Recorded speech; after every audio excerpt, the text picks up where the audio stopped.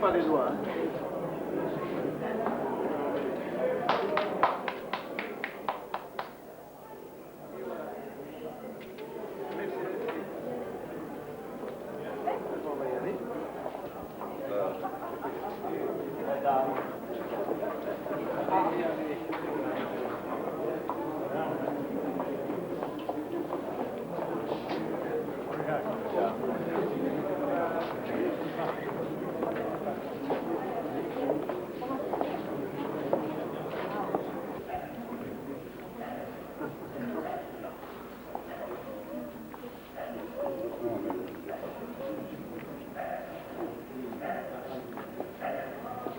Salle de fête de l'Hôtel de Ville, à l'occasion de cette réception à la commémoration de la libération et du 50e anniversaire de celle-ci, ainsi qu'à l'occasion du vernissage de l'exposition consacrée à cet événement. Je souhaiterais tout particulièrement souhaiter la bienvenue à M. Astir, président de la Ligue du Souvenir, ainsi qu'à l'ensemble des représentants des organisations patriotiques ici présentes. Cette commémoration a été donc organisée par la Ligue du Souvenir en collaboration avec notre ville, plus particulièrement la collaboration de notre premier échevin, M. Malizou, qui a dans ses attributions les relations avec les groupements patriotiques, avec la collaboration également de Mlle Jamard, notre chargée des relations publiques, de M. Marc Metz, qui a œuvré de façon tout à fait extraordinaire à cette réalisation, et enfin, nous ne pouvons pas l'oublier, M. Claude Denis, que tous les Andonnaises et tous les Andonnais connaissent, et qui, en tant que photographe, a permis par tous les documents dans sa possession à cette exposition de voir le jour. Alors je souhaiterais en tout cas le remercier, ainsi que toutes les personnes qui ont pu apporter individuellement, l'un une photo, l'autre des documents, les troisièmes des objets, de façon à ce que cette exposition soit la plus didactique possible.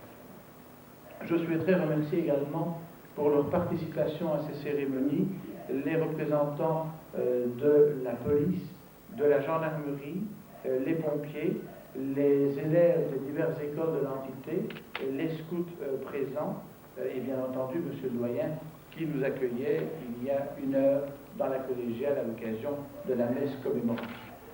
Alors si nous avons tenu à nous associer à cet événement du 50e anniversaire de la Libération, c'est parce qu'effectivement l'événement est exceptionnel. Il y a presque 50 ans, jour pour jour, notre cité était libérée. C'était le 6 septembre 1944. Et toutes celles et ceux qui ont vécu l'événement s'en souviendront leur vie durant, parce que cet événement faisait suite à 4 années d'occupation. Et d'une occupation implacable par un régime dictatorial, un régime totalitaire, raciste, sanguinaire, avec l'occupation non seulement par la Wehrmacht, mais aussi par la police politique, la sinistre Gestapo, qui faisait tant de dégâts. Et incontestablement, cette époque fut très douloureuse pour ceux qui ont payé dans leur chair leur participation à ce conflit. Combien de nos citoyens, de nos habitants, ont été faits prisonniers de guerre pendant de nombreuses années, et eux, malheureusement, ne seront pour certains d'entre eux libérés que bien plus tard. Parce que si la libération de la cité était faite le 6 septembre 1944, beaucoup d'Andonnais ne reviendront des camps de prisonniers de guerre que de nombreux mois plus tard. Il en est de même pour des résistants, pour toute une série de militants qui ont lutté contre l'occupant et qui, eux, sont des prisonniers politiques soumis à un sort encore plus pénible dans les camps de concentration. Certains ne reviendront jamais, d'autres reviendront avec dans leur chair et dans leur cœur des mutilations durables et insupportables. Et en fait, cette libération de notre cité, c'est un peu la victoire de la démocratie sur le totalitarisme, la victoire de la lumière sur l'obscurantisme. Et incontestablement, il y avait à l'époque, parmi nos habitants, des collaborateurs, des frères, qui, eux, n'ont pas hésité à apporter leur concours à l'occupant. Et cela, ce sont toujours des souvenirs particulièrement pénibles lorsqu'on sait que beaucoup ont disparu pour défendre le pays quand d'autres le trahissaient. Et hier, avec stupéfaction, j'entendais l'actuel ministre de la Défense nationale, le flamand Léo Delcroix, dire que l'octroi de l'amnistie constituait pour la Flandre la priorité des priorités, et qu'il fallait, si la Belgique ne voulait pas accorder récompense aux inciviques, que la Flandre le fasse. Eh bien, ce sont des propos intolérables, inadmissibles, à l'heure où l'on fait le 50e anniversaire de la libération du pays. Ce monsieur n'a absolument pas sa place dans le gouvernement de Sa Majesté. Ça me paraît incontestable, à l'heure où partout, en Flandre, à Bruxelles, au sud du pays, on commémore un événement tout à fait exceptionnel, puisque la libération de Bruxelles, sauf erreur de ma part, c'est aujourd'hui le 50e anniversaire de la libération. Il est inconcevable qu'un ministre fédéral prône l'amnistie à un jour pareil. En toutes circonstances, c'est inadmissible, mais dans les circonstances présentes, ce l'est plus que jamais. Et incontestablement, tous les démocrates de ce pays doivent conjuguer leurs efforts et leurs positions pour que jamais ceux qui nous ont trahis, qui nous ont fait tant de tort, puissent trouver la moindre récompense. Et incontestablement, ce serait, satisfaire cette exigence, insulter la mémoire de ceux qui ont disparu, et ce serait aussi faire le pire des outrages à ceux qui sont présents, ici comme dans d'autres villes, pour démontrer leur fidélité à ce pays et aussi leur attachement à la démocratie. Alors la leçon à tirer de ces événements, et pourquoi commémorer 50 ans après, je crois que c'était légitime de le faire, et surtout de le faire pour les jeunes. Parce que la démocratie, la liberté, ça paraît à beaucoup naturel. Mais nous sommes sur cette planète très peu à pouvoir bénéficier d'un régime et d'un système démocratique. Et dans les périodes troublées, et cette période n'échappe pas à certains troubles et à certains mécontentements, dans les périodes troublées, il se trouve toujours des gens pour dire qu'on n'a pas besoin de la démocratie, qu'il faut un régime fort, qu'il faut une dictature. C'est ce que les rexistes disaient avant-guerre, et actuellement, même parmi nous, il y a des gens, une extrême droite, les héritiers de ces collaborateurs de 40-45, qui pensent comme ça. Et notre jeunesse n'est pas toujours suffisamment bien informée des méfaits de semblables positions. Et nous ne pouvons que nous réjouir, lorsqu'on est démocrate, de la décision de l'actuel ministre de la communauté française, qui a l'enseignement dans ses attributions, de voir dispenser à nouveau des cours de civisme à l'école. Et là, je crois que les enseignants ont un devoir considérable à assumer. Là, les programmes doivent prévoir cela, et ça, ce n'est pas la seule responsabilité des enseignants, mais aussi des pouvoirs organisateurs. Il faut expliquer aux enfants ce qu'est la démocratie. Il faut leur expliquer pourquoi il faut s'intéresser à la chose publique, pourquoi la politique est très dangereuse, parce qu'il ouvre la porte à toutes les aventures et à tous les périls. Et la démocratie, c'est le respect de l'autre, c'est le respect des droits de l'homme, c'est le rejet du racisme, c'est le rejet de la xénophobie. Et la démocratie, si nous la connaissons aujourd'hui, c'est par le sacrifice de toutes celles et ceux qui, pendant 5 ans, ont lutté, certains au péril de leur vie, certains en perdant la vie, et d'autres en conservant des séquelles que l'on peut constater en Forêt. Au nom de notre ville, au nom du Conseil communal, je souhaiterais dire un grand merci à tous les représentants des organisations patriotiques, à toutes celles et ceux disparus et qui sont encore heureusement là pour beaucoup. Je souhaiterais leur dire un grand merci. Notre ville vous doit beaucoup, notre ville est fière de vous et notre ville ne vous oubliera pas.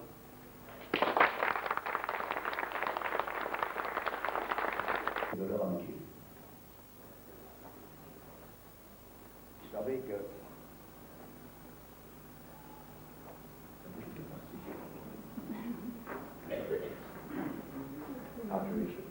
tous ensemble ce matin, nous aurons pu rendre hommage à tous les braves qui se sont endormis dans la paix du devoir accompli. Ça nous a permis de nous rappeler aussi les heures exaltantes de la libération. Qui parmi les anciens ne se souvient pas de l'immense joie qui nous envahit et de l'intense émotion qui nous étreignit en entendant la première brabançonne de la liberté. Monsieur le bourgmestre a remercié tout à l'heure les organisateurs ici de l'exposition.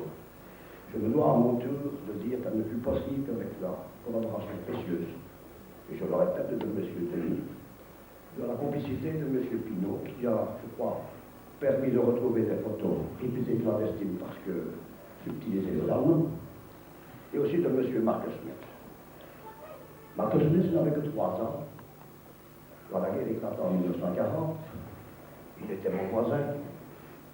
Mais Marc Smith est féru d'histoire et de recherches historiques. Il a trouvé moyen, je dirais bien, de refaire la guerre de 40 à 45, puis tout ça. Il a réuni une collection inimaginable de photos, d'objets et de documents qui nous permet de constater et d'apprécier aujourd'hui. Je le remercie encore. Je serai très bref, puis je vais terminer maintenant en disant simplement ceci. Je fais bien les propos d'un dirigeant d'association patriotique angissois, qui, dans la simplicité et avec la saveur de notre dialecte, a simplement fait graver sur le monument d'Angy: nous ne revirons jamais. Merci, nous restons ici parce qu'il me dit là. Je fais un rappel nominal, je dois vous dire qu'on ne l'a pas fait dans un ordre de priorité, ni de préséance, mais je crois qu'on n'aura oublié quand même personne. On a simplement groupé, au départ, les veuves de camarades qui sont malheureusement déjà décédés, forcément puisqu'elles sont veuves, et qui, bien entendu, leurs maris ont œuvré abondamment dans toute notre association. On leur devait bien au moins l'honneur de reconnaître à travers elles toutes les heures qu'elles ont permis à leurs maris de personnes du ménage pour s'occuper de tout ça. Et je cite Madame Ernest G.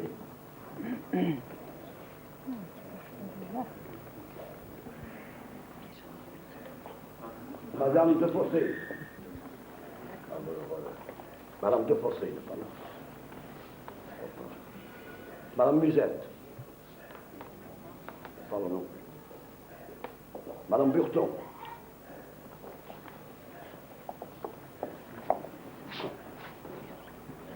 Madame Gossion.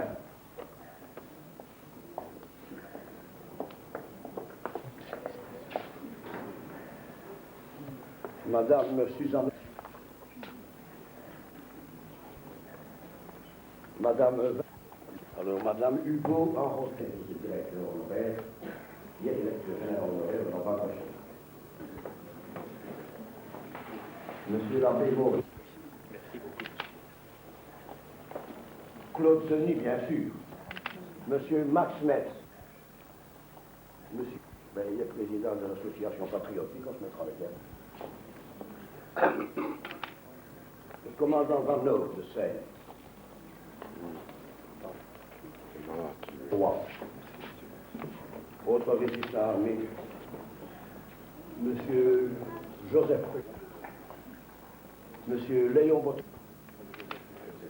Monsieur Léon Bouzin,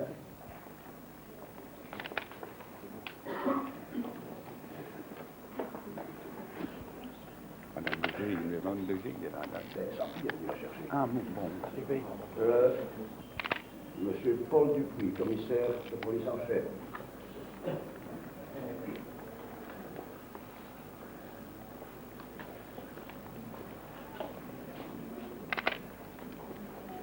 Monsieur Alfred Pinson. Monsieur le colonel Simon. Son neveu, s'il est ici. ont déjà pris les bancs et nous avons ici un vin d'honneur et je vous invite à vous servir à la table. Un grand merci.